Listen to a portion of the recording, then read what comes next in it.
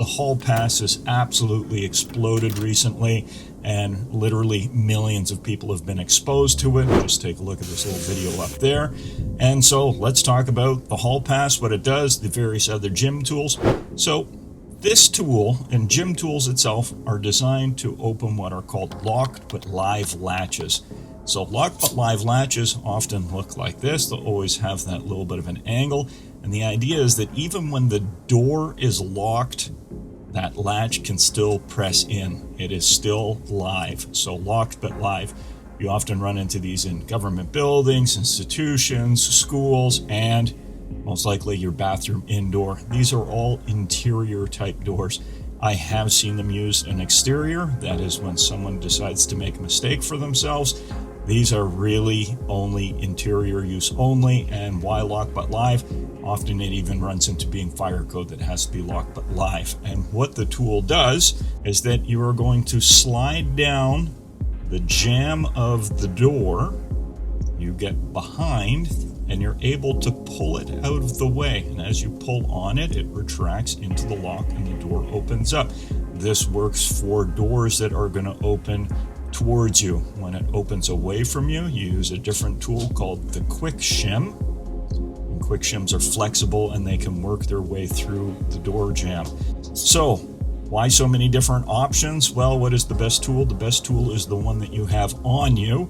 And that is something that can be the hall pass that fits into your wallet. So you've got it as an everyday carry.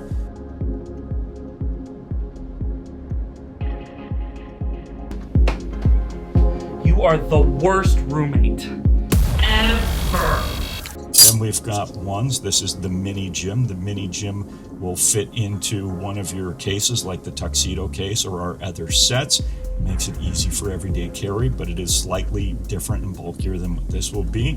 When you're using the mini gym, what makes it special is that you can use part of the rope as the handle, and you can choke up on that, so it actually becomes a longer tool just because of how you use the rope. And again, you go through the jamb, get behind the lock but live latch, and work it open.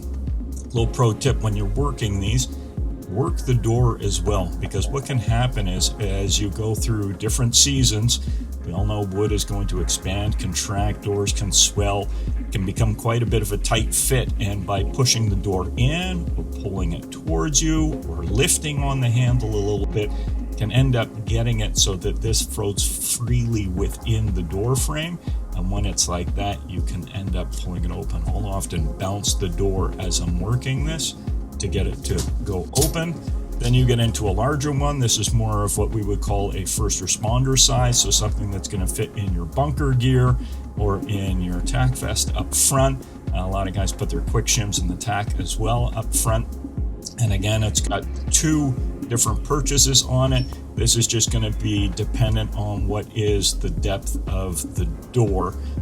Hook, pull your way, and you can angle. And also you can be inventive with it. I've actually seen someone put a post-it note on the end of this, slide it over the top of a door, wiggle it around, and that was enough to trip the motion sensor on the other side, unlocking the door.